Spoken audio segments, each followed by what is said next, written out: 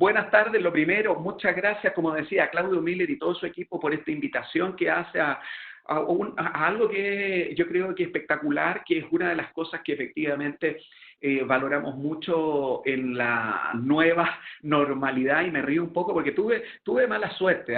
Yo este concepto de nueva normalidad tiene que ver con lo que el mundo está discutiendo hace 2, 3 semanas de lo que es la nueva normalidad.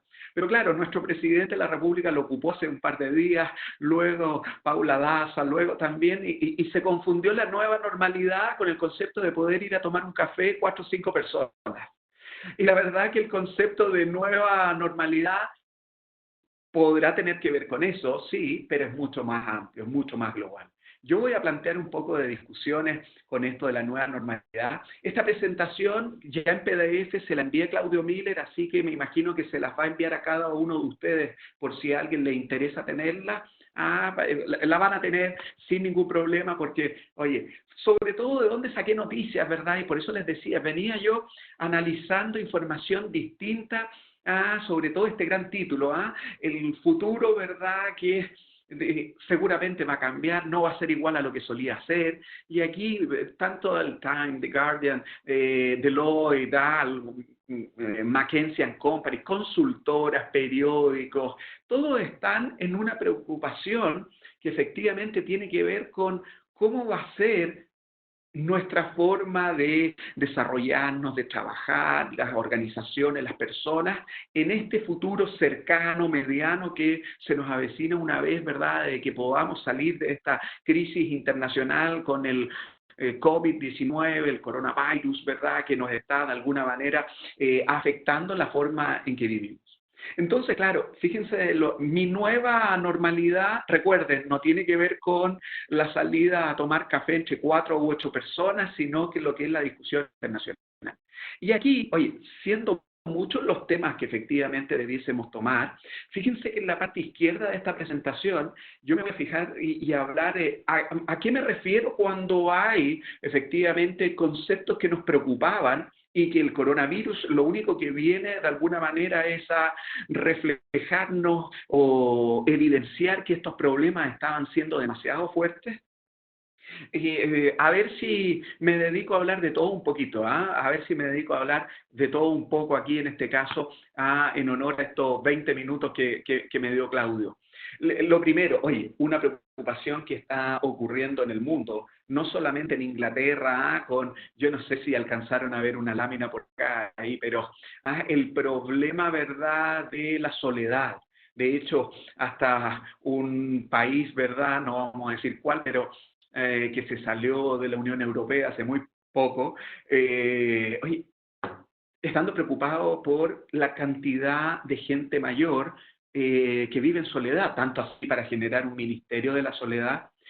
Fíjense de que esta isla siempre se ha acusado o se le ha llamado la isla Inglaterra. Ya nos acordábamos del libro de Tomás Moro, cuando hacía mención a la crítica social de la isla de los utopos, por la isla de Reino Unido ahí, pero claro, siempre se la llamaba las hombres islas, o sea, este concepto en donde soledad, divino tesoro, coloco aquí, maldita condena. Hoy el mundo ya está viendo que los costos sociales principalmente relacionados con la soledad, siendo un problema peor que el tabaco, siendo un problema incluso peor que la obesidad, sobre todo por los altos costos que tiene el manejo depresivo. Entonces, ojo, oye, yo coloco, parece broma, pero no es así, adoptaunabuelo.org, y así una serie de iniciativas que se están desarrollando con algo que ya conversaremos, que es la longevidad. Ya no, en 2012 ya evidenciaba el Fondo Monetario Internacional esta preocupación con la longevidad que hay y que de alguna manera hace de que sea un tema a tratar. Ya nos hemos dado cuenta, de hecho, una de las cosas que ha mostrado el COVID-19 es el caso de España, el caso de Italia, el caso de Grecia, todo Portugal, es que todas estas economías que se veían tan bien preparadas para manejar efectivamente al adulto mayor con los beneficios sociales, nos dimos cuenta de que no necesariamente estaban bien preparados. Había bastante oculto un problema social importante en este país. Pero no solamente me quiero dedicar a este problema, ya saben que tengo muy poco tiempo, así que me voy a hablar de, por ejemplo, los costos y la calidad de vida. Otro problema que el mundo venía evidenciando con mucha fuerza. Oye, ¿para qué decir los Yellow Jackets en Francia, nuestro 18 de octubre, ¿no? Que en parte es costo de vida. Saca el maní. Ojo con los micrófonos, por favor. Cuidado con los micrófonos, ahí apagarlos. Oye, coloco casos, ¿verdad? De nuestras protestas sociales, digo, la de los Yellow Jackets en el caso, ¿verdad?, de Francia fueron impresionantes. La del 18 de octubre en el caso de Chile también mencionada en el mundo. Oye, pero no nos olvidemos que el mundo viene con estas crisis sociales relacionadas con los costos de vida. México, Líbano, Hong Kong. Es decir, no parte ahora con el COVID-19 el problema que está viviendo el mundo, sino que parte justamente ya con, uno, la soledad, el individualismo que se ve en nuestra sociedad, el avance de la longevidad, los altos costos de vida. Yo quiero comentarles brevemente esto que anoté aquí, casos de incendio, me faltó decir California para darle sentido a a esta frase, y San Jose State University. Entonces, déjenme contarles por qué. ¿Por qué fue tan patente, verdad, esta lógica de costo de vida? Oye, la verdad he tenido oportunidad de estar en distintas partes del mundo. Ya me pareció, ¿verdad?, alguna época que me tocó vivir en Madrid, bastantes años por allá, ya me parecía caro el costo de vida por allá. El 2018, 2019, hasta por lo menos abril 2019, me toca trabajar en San Jose State University, en California, y ya el costo de vida era altísimo. Claro, estoy hablando de una de las dos costas americanas en donde los precios son ridículos. Pero ¿dónde evidencié lo ridículo que eran los precios? Porque claro, ya me llamaban la atención, yo cuando en Madrid pagaba por un departamento pequeñito, la verdad que era, estábamos comenzando con mi mujer, ya encontrábamos caro pagar 1.200 euros. Pero el año pasado, el 2018, perdón, que nos fuimos a vivir a California, ahí a San José, ya no quise arrendar un departamento de $5.600 mensuales porque me pareció caro. Oye, estoy hablando de un departamento de 2 dormitorios, 2 baños, no vayan a creer que era un penthouse. Así que nos fuimos a algo más terrenal de $4.000 mensuales. Entonces, claro, cuando ya nos llamaba la atención eso, después yo me preguntaba cómo vivían mis estudiantes. Yo tenía un curso, el curso mío se llama Managerial Accounting ahí en San Jose State University, 40 estudiantes, pero me llamó la atención lo siguiente. Oye, después de cada verano en Estados Unidos, cuando se seca todo, ¿verdad? Empieza el viento, comienzan los incendios en California que seguramente han visto todos. Bueno, voy a resumir este cuento. Llegó luego el humo, porque no era en la zona de San Francisco los incendios, eran más hacia Los Ángeles, pero llegó todo el humo, llegó todo, ¿verdad? Lo que era esa secuela de los incendios, llegaron a San José. Resumo, siempre recuerdo un jueves que nuestro dean ahí en la Lucas College, que es la Business School en San José, dice, tenemos que cerrar la facultad porque no podemos hacer clases. No podemos hacer clases, así que se cierra la escuela. En realidad cerró el campus. Y aquí esto me llamó la atención. Recuerdo, ¿verdad? Porque el aviso lo subieron día miércoles, día jueves cerrado, día viernes cerrado, y los alumnos pidiendo, profesor, y en unos en que iba copiado a múltiples profesores, en otros que era solo a mí, por favor, den aviso de que no cierren la universidad, que no cierren las clases. ¿Y por qué que no cierren las clases? Oye, yo no sé si me comprenderán, pero aquí a nosotros en la Universidad de Chile nos pasa que cuando decimos no va a haber clases, los alumnos felices. ¿Eh? Oye, no va a haber clases, es como día de descanso.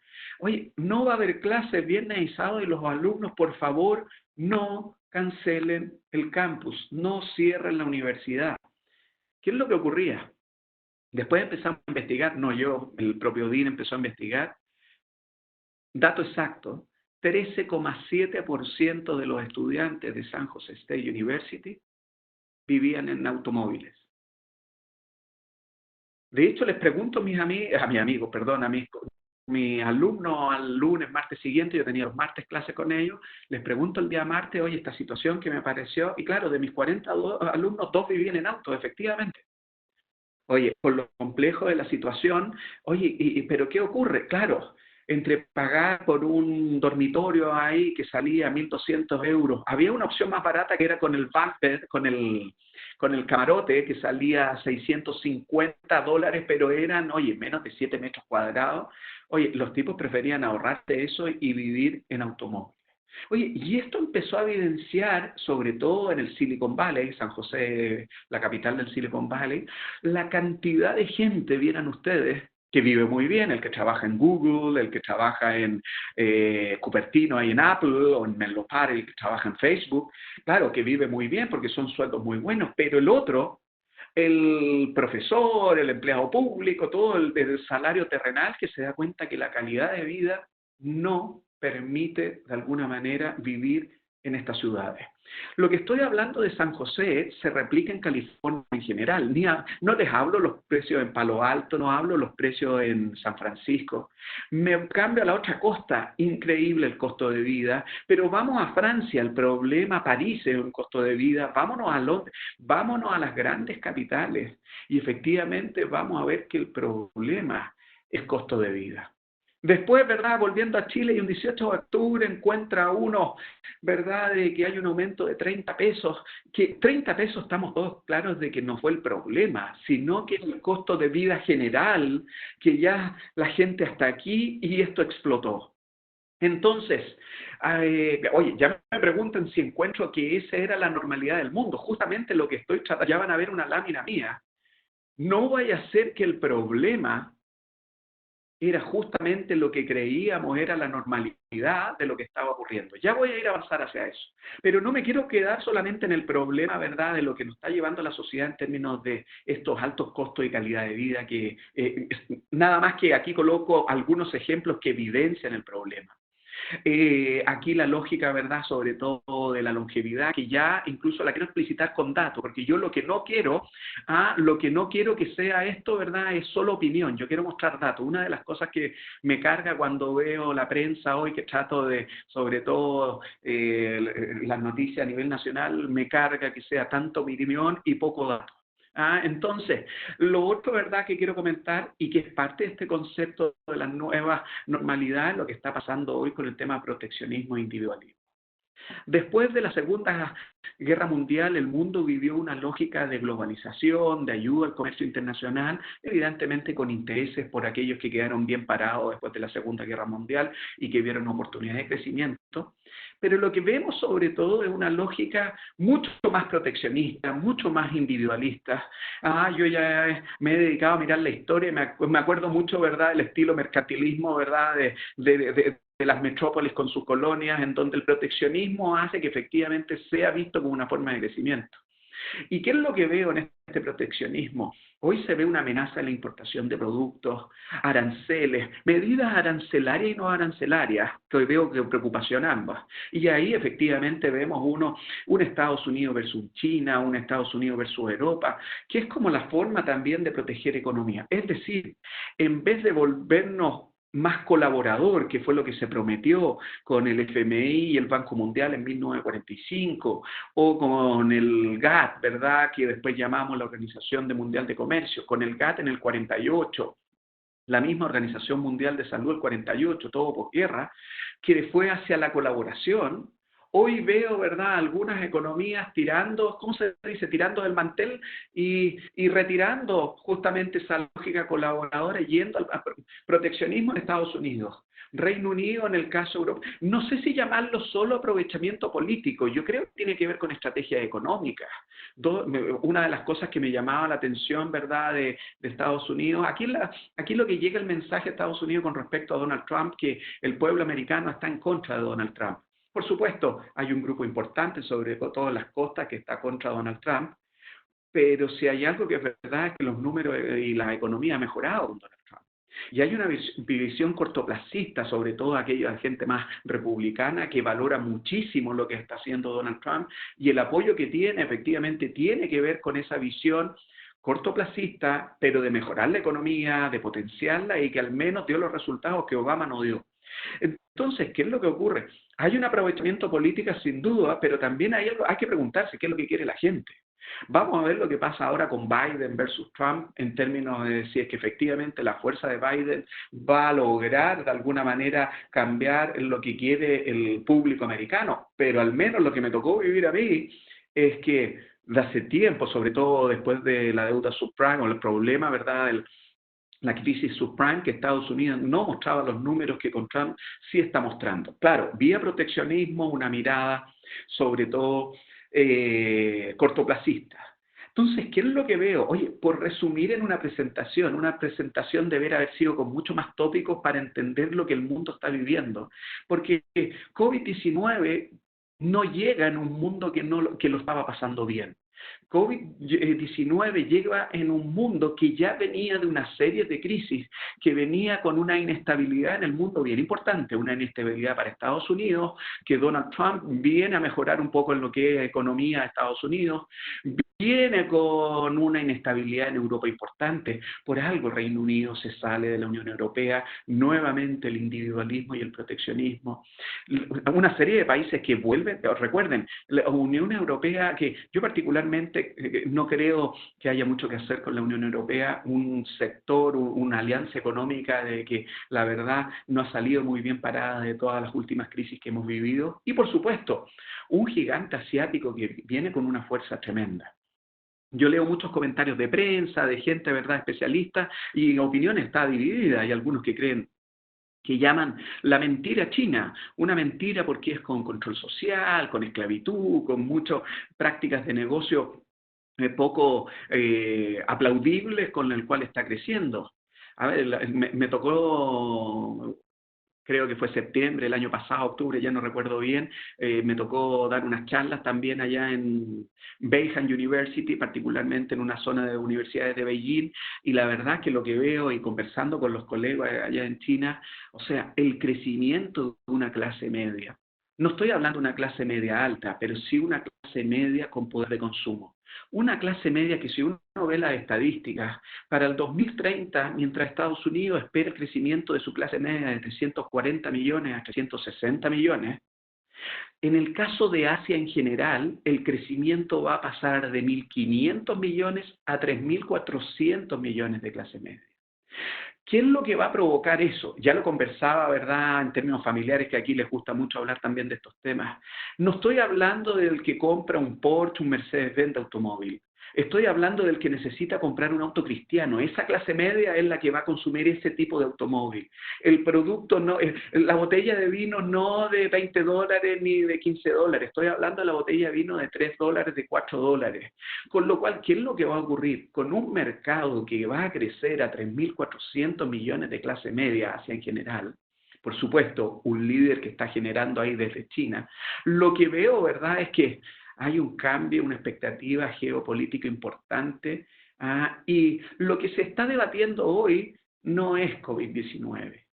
Lo que se está debatiendo hoy venía antes del COVID-19, que así como, me voy a poner ya un poquito más romántico, como en los primeros 5 siglos, Roma fue seguramente un imperio, después estuvieron los españoles, después estuvieron los británicos, después con las 2 guerras mundiales fue Estados Unidos, el primer actor del mundo. Lo que viene ahora es la discusión, ¿quién es el primer actor del mundo? Yo no quiero sesgar mi conversación, pero lo tengo que hacer porque por algo me invitaron a dar esta charla. Yo creo que no es Europa, no creo que es Estados Unidos, sino que los dardos apuntan a que efectivamente hay una economía que viene con fuerza, con un control social bastante potente, con prácticas de negocio bastante liberadoras en términos de que permite el desarrollo empresarial de pequeños, medianos y grandes empresarios, por supuesto, con una lógica de controlar también de que estos negocios generen spillover, ¿verdad?, de crecimiento económico. Oye, todo ese contexto, comparémoslo con lo que vemos hoy de contexto. Porque claro, todo este contexto que estoy hablando aquí, proteccionismo, los hombres siglas, costo y calidad de vida y una infinidad de otros temas que pudiésemos seguir hablando, hoy lo vemos en algunos antecedentes de cómo lo estamos evidenciando en el corto plazo, con una tecnología que está de alguna manera llevándonos de la mano en una primera mirada de qué es lo que está pasando en nuestras economías.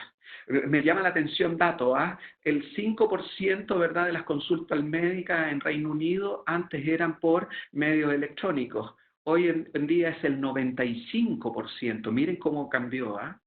Trabajo en el hogar. Oye, ¿qué me están diciendo si lo único que hago, ya está en mi nueva oficina, ¿ah? Ya está en mi nueva oficina, aquí me ven con chaqueta, me ven, ¿verdad?, con una camisa, no me ven con mi short, a veces con calzoncillos, con sandalias, pero esta es mi nueva oficina, con lo cual efectivamente ya con Claudio Miller y otros nos hemos dicho, ¿verdad?, que seguramente nos vamos a preparar no solamente para este semestre, sino que tenemos que entender de que en los próximos años este va a ser, para nosotros es parte de la omnicanalidad ya, es parte de cómo nos tenemos que enfrentar. Pero quiero colocar un tema que seguramente para muchos de ustedes, todos los que están viendo prensa internacional, de alguna manera es algo que preocupa. Seguimientos de teléfonos inteligentes.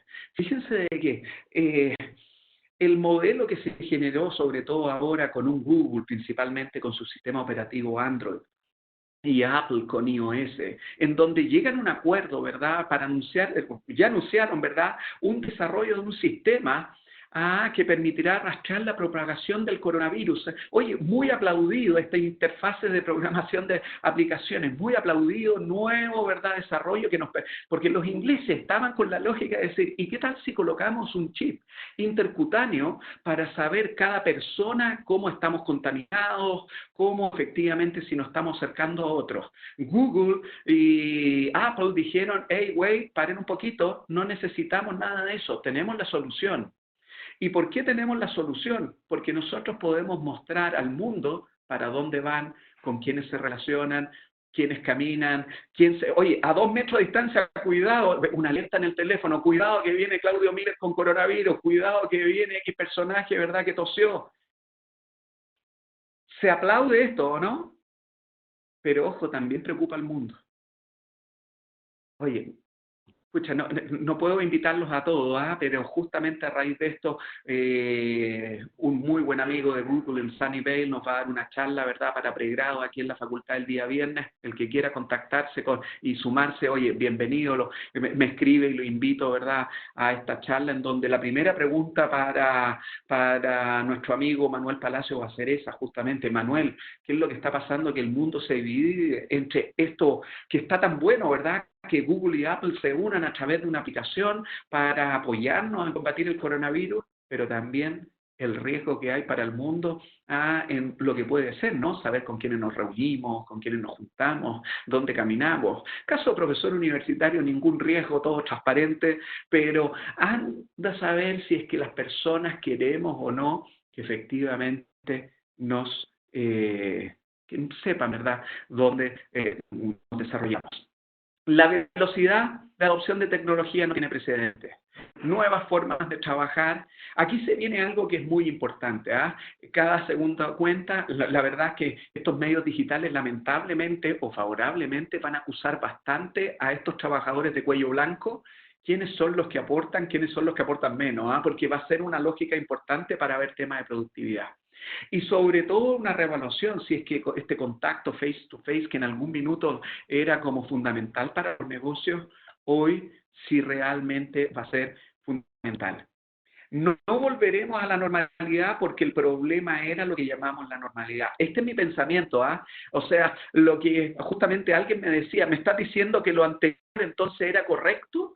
Y justamente aquí está mi duda, si es que lo anterior fue lo correcto. Y aquí les presento, ¿verdad?, a Christine Lagarde, que hoy es la presidenta del Banco Central Europeo, pero en algún minuto fue la presidenta del Fondo Monetario Internacional.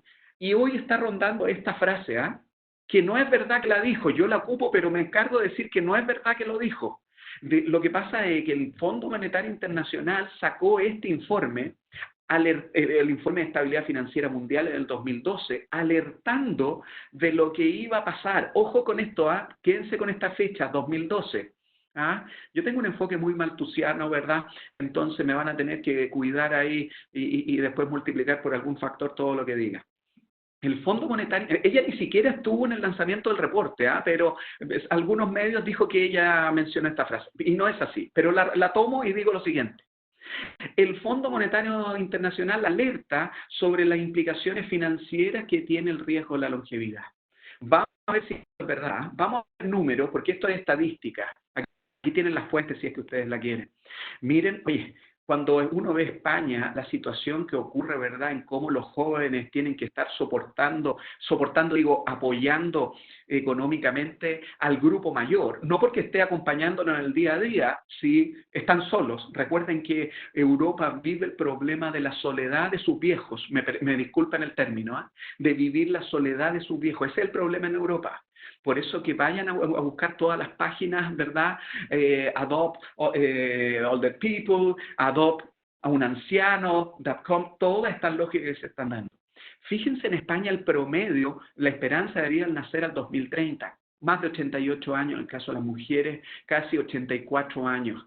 Fíjense el problema, ¿verdad? De hecho, ustedes saben, no están naciendo tanta gente, en Chile es 1.6, ¿verdad? Los niños que nacen promedio, ¿verdad? Es 1.4 familias europeas. No es el problema de que estemos naciendo más personas. Adivinen cuál es el problema. Oye, no quiero volver a esta frase, porque suena mal, pero estas son las expectativas. Crecer, ¿verdad? Fíjense de que ya en la COP25, Santiago, qué pena, ¿no? La COP25 Madrid, ya hablaba de que el mundo tenía que preocuparse porque al 2050 nos acercábamos a los 10 billions. Lindo documental, véanlo por favor, se llama así, 10 billions, que efectivamente los hace ver justamente este problema. El gran problema de la COP Santiago-Madrid 25, que muchos hablan de que fue un fracaso, sí, por supuesto, yo también creo que fue un fracaso, especialmente cuando los representantes de Estados Unidos, Donald Trump, de Rusia, de China, de India, de Brasil, no participan, ¿verdad?, en una reunión en donde era para ver acuerdos. Las últimas 3, 4 COPs han sido un desastre. La COP26 de Glasgow se espera que sea un desastre también, porque el mundo, en vez de colaborar, se está volviendo más proteccionista. ¿Qué es lo que hace entonces la preocupación cuando lleguemos a las 10 billions? No es por el planeta, si el planeta va a seguir, si es otra la preocupación. No quiero que esta presentación sea muy dramática tampoco. Esta información exclusivamente tiene que ver con cómo venía el mundo hasta la primera revolución industrial. Es el aumento explosivo, ¿verdad?, desde la primera revolución industrial, la inglesa, la segunda revolución industrial, la americana, es la que genera un aumento explosivo, no solamente de mejora de calidad de vida, desde el punto de vista de que vivimos más, mejores medicinas, sino que desarrollo económico, comemos mejor, se desarrollan las grandes capitales, el mundo quiere dejar de alguna manera los sectores más rurales e irse a trabajar a las metrópolis, en donde está principalmente el trabajo. Pero miren este crecimiento exponencial que nos hace, ¿verdad?, tener esta expectativa de acuerdo a el Banco Mundial. Entonces, claro, ¿qué es lo que ocurre? Fíjense que aquí es cuando llego a mis libros, y con esto, Claudio Miller, yo sé que tenemos que terminar ya, y aquí es cuando llego a mis libros favoritos, porque esto ha sido estudiado. El Club de Roma en 1969 ya de alguna manera planteó esto. Cuando en 1972 se le pide al MIT desarrollar unos pronósticos de cómo viene el futuro, hoy aquí está el libro, ¿verdad?, The Limits to Growth de 1972, en donde con 12 modelos colocan el primer warning. Ojo al 2050. Población, calentamiento global, calidad de vida, costo de vida. Y no les quiero comentar las recomendaciones que dan, porque si no, dicen que van a haber ciertas catástrofes. Vuelven a hacer el libro porque se habló de que fue... Ahora uno entiende por qué las COPs partieron en 1974, porque la COP25 fue en el año pasado, diciembre, en Chile, con pena lo digo, Madrid, pero la primera COP en 1974 tiene que ver con esta lógica de ver de que, oye, ya no estamos hablando si lo dejo Malthus. Malthus tenía otro problema, era un economista sacerdote que él hablaba del control de castidad, él tenía otra lógica en la cabeza. Pero ya cuando lo dice el MIT suena un poquito más serio, ¿no? Y con sus 12 modelos que después, ya más allá del crecimiento, oye, 2002, después de 20 años, vuelve a evaluar, y lo peor es que en este libro se aclara de que no es al 2050 el problema. Miren el 2012. Yo les recordaba, ¿verdad?, de que había un informe por aquí del 2012 que ya tenía que prestar atención porque porque el 2012, todo calza, decía algún comentario por ahí. El 2012, cuando vuelve el MIT a plantear, ¿verdad? Ahora con 14 modelos, no con 12, el problema está en que se aceleró el problema. En vez de ser 2050, es 2040. Y si no nos poníamos de acuerdo al 2015, ya no hay mucho que hacer. Distintas teorías, no tengo tiempo para hablarle de las distintas teorías económicas, aquí hablo del capitalismo, keynesiano, Friedman, seguramente los fisiócratas me faltaron y los mercantilistas, pero me voy a lo que es mi resumen de hoy, mi resumen de hoy. ¿Qué es lo que esperamos? Por supuesto, que nos vaya bien, que nos pongamos de acuerdo, que colaboremos, que las grandes economías quieran desarrollarse conjuntamente, porque el planeta va a seguir viviendo, si no es un problema del planeta. Bueno, pero eso lamentablemente al día de hoy vamos en otra dirección. Lo que viene ahora, y aquí, oye, informes y muy buena discusión, ¿verdad? Con Claudio Miller lo conversábamos, ha vuelto la distancia, ha vuelto la distancia, y ha vuelto la distancia, fíjense de que yo no me había dado cuenta el por qué. Cuando llego a Estados Unidos, ¿verdad?, a hacer la clase, recibo un manual que me dice manual del comportamiento del profesor. En realidad es un harassment policy. Lo entendí nada más que antiacoso, pero después cuando cuando empezaba a leer este manual, era más que antiacoso. No salude de beso, no salude de mano. Usted manténgase a una distancia por lo menos de 1 metro, no se junte ni con sus estudiantes ni con profesor. Yo con mi mentalidad latinoamericana lo encontré exagerado. Mi tiempo en España, oye, si hay alguien que son cariñosos en esta vida, son los españoles también, que tan agradables que son. Con lo cual, mentalidad latina, mentalidad, ¿verdad?, con españoles. Oye, algún tiempo me fui a trabajar a Venezuela también, probando suerte en 99, 2000, que más cariñoso también que venezolanos, venezolanas. Y me toca ir a Estados Unidos y mantenga distancia.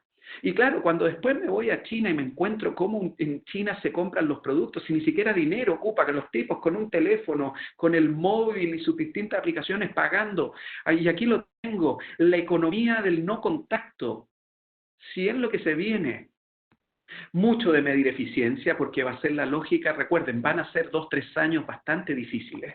Algunos hablan de un crecimiento estilo V, otro de W, otro estilo de serrucho, pero se viene, ¿verdad?, una crisis. Me asustaba Alan Derrechi cuando decía, ¿verdad?, tan dura como la Gran Depresión.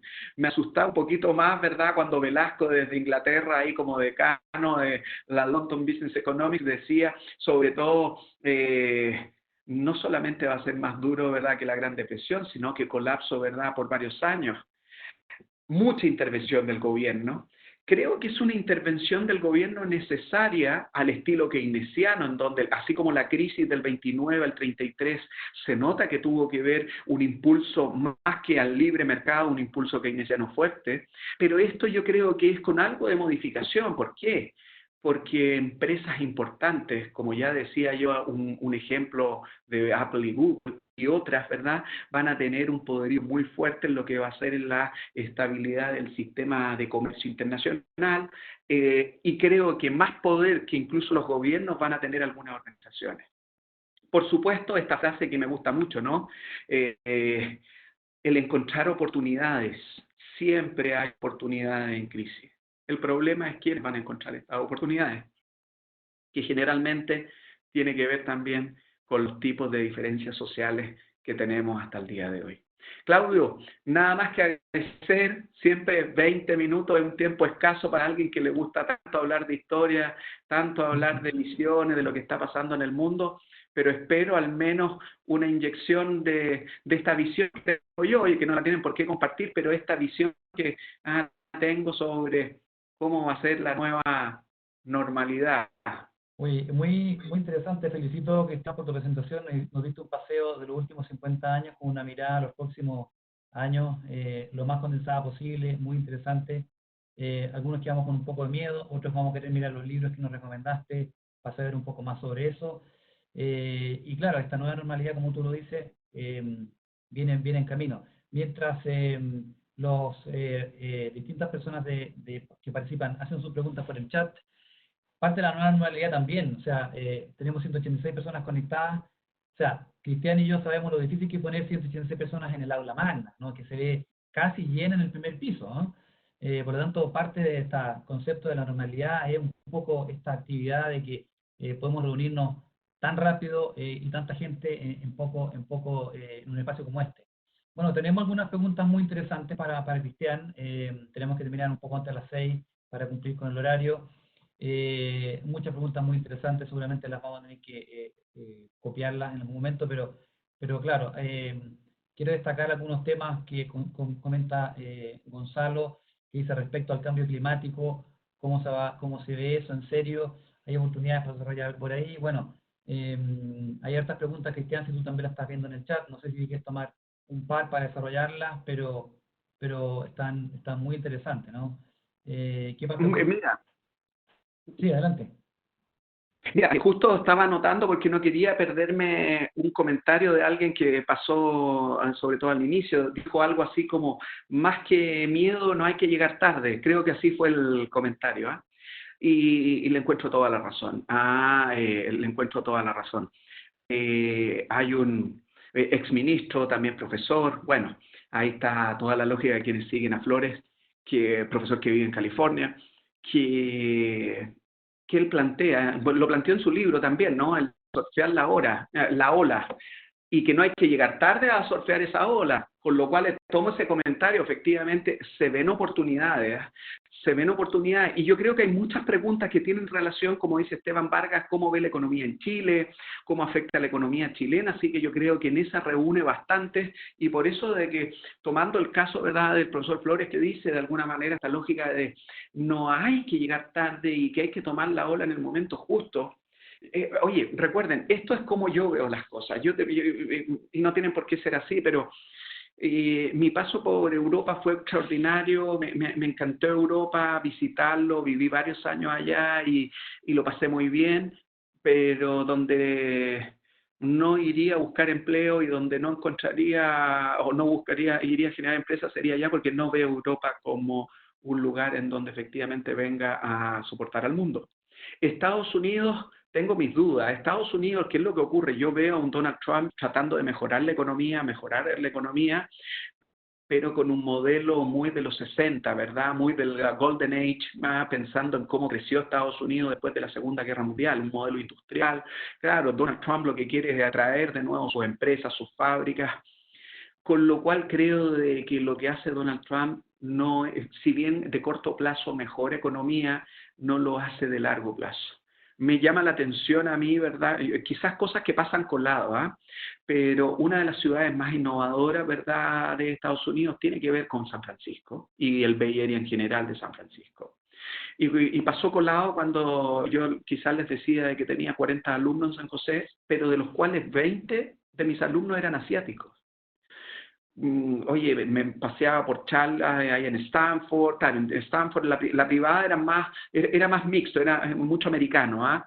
Pero si uno se va a Berkeley, la que está, ¿verdad?, en San Francisco, en realidad en Berkeley, cruzando, oye, el mundo, lo asiático, no quiero decirlo peyorativamente, todo lo contrario, tomado San Francisco. Asia se viene con una fuerza, están viendo el tema de innovación. Tuve la oportunidad de estar en el Silicon Valley ahí en Beijing, es impresionante. Más encima con algo que los americanos, yo creo, ¿verdad? Porque el Silicon Valley americano, que es el natural, no es un lugar, son extensiones y extensiones en donde uno pasa de Cupertino, se va a Palo Alto, se tiene que ir a Menlo Park y se encuentra con otra empresa. En cambio, el Silicon Valley chino, la interrelación, la generación, cómo potencian los negocios, viene con una fuerza tremenda. Me dicen que se fue el audio. ¿Será verdad que, oye, me confirman si está el audio? Te escuchamos bien, se escucha, sí. Okay. Se escucha perfecto. Muchas gracias. Entonces, ¿qué es lo que ocurre? Yo particularmente, pero recuerden, es mi visión, es lo que me tocó ver, y también con el grupo de amigos que tengo, que también son bastante asiáticos. Entonces, ¿qué es lo que ocurre? Lo que veo que Asia viene con una fuerza y va a generar dos problemas, creo yo. Uno, porque hoy en el mundo lo que se está debatiendo efectivamente cuál va a ser la economía que lidere el mundo, una. Y recuerden, ya los informes del límite al crecimiento decían, si seguimos con la estructura productiva actual, no llegamos. Pero no el planeta, si el planeta va a seguir, si son otros los que no llegamos, ¿eh? Son otros 9.000, hoy en cuanto estamos en 8.000 millones de personas, no es para el planeta el problema. Entonces, ¿qué es lo que ocurre? China, India, que en las conversaciones, sobre todo COP21, COP22, se dijo, efectivamente, pongámonos de acuerdo. Pero todos ustedes, economías que ya crecieron, lograron el desarrollo, porque claro, para Japón, para Reino Unido, para Alemania, Francia, Estados Unidos, muy bien hablar ahora de sostenibilidad cuando ya lo que hicieron de alguna manera fue generar el desarrollo con cierta base productiva. ¿Cómo hacemos nosotros que queremos también desarrollarnos? Ustedes coopérennos económicamente. Y aquí empezó el fracaso. Y empezó el fracaso, ¿por qué? Porque la economía, desde el problema de la crisis subprime en adelante, no está en condiciones la economía de ayudar a otra economía. Si gana, ¿verdad?, el Brexit en Reino Unido es porque el representante americano, el votante de Reino Unido, perdón, sentía que ya ayudaba mucho a los portugueses, mucho a los italianos, mucho a los griegos, mucho a los españoles, y que el esfuerzo no era el mismo. Dejemos esa ayuda, ¿verdad?, porque necesitamos crecer como economía. El electorado americano, oye, casi digo un término peyorativo, los de Oklahoma, los de Arkansas, todos los que llaman los Oquis, oye, ambiente íntimo aquí, creo que nadie se enoja si lo digo, oye, por supuesto es el electorado que ve de que pierde los empleos, ¿verdad?, ante los asiáticos que llegan a la costa oeste, ante el mundo financiero que se mueve en la costa este, las industrias que se van, con lo cual lo que quiere es volver a esta economía, proteccionismo, así que no le ayuda a otro. Cuento corto, lo que está viviendo el mundo ahora, ¿por qué no participa China? ¿Por qué no participa Brasil? ¿Por qué en estas cosas, con sus representantes principales? Porque no va a haber acuerdo en cambiar el sistema, ¿verdad?, de producción. Hay algunos países, ¿verdad? Estaba viendo, ¿verdad?, la planificación al 2050 de una economía, uno de los Emiratos Árabes de Dubái, y la planificación del 2050, el rey ya les dice, preparémonos para la época, ¿verdad?, del no petróleo, porque ya se viene. Pero claro, eso lo está viendo Dubái principalmente, pero al 2050, Asia, ¿qué es lo que está haciendo? Potenciando, y particularmente liderado por China en lo que rodea, potenciando principalmente su desarrollo económico, que es bastante justo, pero no colaborativamente con cierta parte del mundo que va a intentar de todas las maneras posibles. Y aquí no quiero asustar a nadie, pero ya tenemos problemas cuando Estados Unidos efectivamente ha querido mantener el control de su liderazgo mundial. No me extraña para nada, ¿verdad?, que Trump se salga de ciertas instituciones, la OMS, no me extraña para nada que ya no colabore, ¿verdad?, con reuniones de la OMC, como la Organización Mundial del Comercio. Recuerden el fracaso que fue Buenos Aires, cuando aquí fue cerca con los vecinos. Ese ambiente no colaborativo tiene un problema en todo lo que es nuestro ecosistema y la parte del límite al crecimiento. Pero por otro lado, para la economía chilena, yo creo de que nuestros hacedores de política pública, nuestros empresarios también, han logrado siempre enfrentar esa ola de quién es el mejor amigo que nos conviene estar en determinado momento del tiempo. Hoy, de hecho, nosotros nos dividimos, nuestras exportaciones como país, diría, tan importantes como son las de estas exportaciones a Estados Unidos, hoy también son tan importantes las exportaciones a lo que es, sobre todo China, ¿verdad?, y su aliado estratégico. ¿Qué es lo que ocurre con eso entonces? El otro día Oscar Landerreche, ¿verdad?, presentaba esta lógica de decir, ojalá que avancemos en cambiar nuestra lógica productiva, avanzar hacia los servicios, y por supuesto eso está muy bien.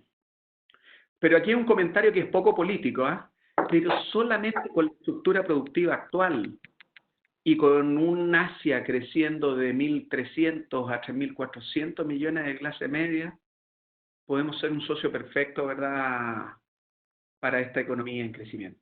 Pero bueno, habrá que ver, habrá que ver. Lo que quiero decir es que veo con buenos ojos, después de pasar estos 2-3 años, lamento, ¿verdad?, de colocar tanto tiempo como periodo, ¿verdad?, de la W, la V o el serrucho que vamos a tener, pero efectivamente lo que se habla de la inestabilidad en términos económicos es por lo menos 2 a 3 años. Pero esperar. Efectivamente, si hicimos bien la apuesta, que creo que la economía nacional sí lo hizo, una apuesta por mirar a Asia como el próximo socio estratégico. ¿De qué depende? Que efectivamente no lo miramos solo nosotros, recuerden de que hay una mirada también de la PEC en general, esta mirada hacia el Pacífico que de alguna manera ya venimos impulsando con mucha fuerza. Claudio, no sé si hay otra pregunta que te interese, ¿verdad? Que comentemos o... No, o sea, mira, hay hartas preguntas, lamentablemente no las vamos a poder responder. Vamos a tomar las preguntas, vamos a tratar de hacer un condensado de los temas y los vamos a tratar de compartir en algún momento con el profesor, en alguna entrevista que hagamos en persona, porque tenemos que cerrar la charla, lamentablemente tenemos 1 hora para esto. Y la verdad que yo creo que el mensaje que nos deja Cristian es muy interesante, o sea, yo creo que mirar hacia el futuro, cuestionarnos sobre este concepto de la normalidad, en realidad veníamos de otra, con otra tendencia, y mirar ahora y adelantarnos un poco a estos posibles cambios. Entonces yo creo que es muy interesante el mensaje que nos deja Cristian. Entonces, lamentablemente no podemos contestar todas las preguntas, ni tampoco podemos mantener la abertura de los micrófonos, porque tenemos más de 180 personas conectadas y eso es muy difícil de administrar. Así es que, no, Cristian, dejarnos un último mensaje, recomendarnos un poco estos 2 textos si alguien quiere buscar información. Mira, muchas gracias, Claudio. Lo primero, agradecer a las 180 personas que nos están acompañando, Claudio, porque hacerse un espacio y venir a escuchar una visión, ¿verdad? Primero, muchas gracias por ello. Segundo, la disposición absoluta, Claudio. Oye, yo por mí, a mí estos temas me encantan, así que si es que hay que juntarse de nuevo y no 1 hora, nos juntamos un ratito más, bienvenido. Ahora por tema de estructura, seguramente no pensábamos que íbamos a tener tanta gente, dijimos nosotros alguna vez con Claudio Miller, oye, con juntar unas 15, 16 personas que quieran escuchar, vamos a estar muy bien, ¿ah? Y nos encontramos, ¿verdad?, de repente con este número de personas, así que, oye, lo primero, es las preguntas que quieran en tintero y otras que quieran hacer, me comprometo, ¿verdad?, con Claudio Miller y si Claudio está de acuerdo, hacemos otra sesión y un poquito más extensa, cosa de que nos dedicamos a discutir, ¿no?, a ver visiones. No me malentiendan, ¿ah? No soy tan negativo con respecto al futuro. En términos económicos para Chile, creo que Chile es una economía de las pocas, sobre todo de la región, que mejor parada está para sortear esta crisis. Esta crisis va a ser terrible para muchas economías latinoamericanas. Y nosotros estamos en uno de los mejores pies para sortearlo. Lo que pasa es que son momentos difíciles. Y como siempre, estos momentos difíciles no tienen que ver con los que tengan el recurso capital. Si el problema va a ser, ¿verdad?, con lo que es intensivo en el trabajo como factor productivo. Pero nada, seguimos conversando a ver si efectivamente también recomiendo otra literatura. Y nada, pues nos vemos en la próxima ocasión, así que Claudio Miller, ojalá que nos podamos organizar y desarrollar una nueva actividad para todos, ¿verdad?, aquí los que nos acompañaron hoy. Un abrazo grandote.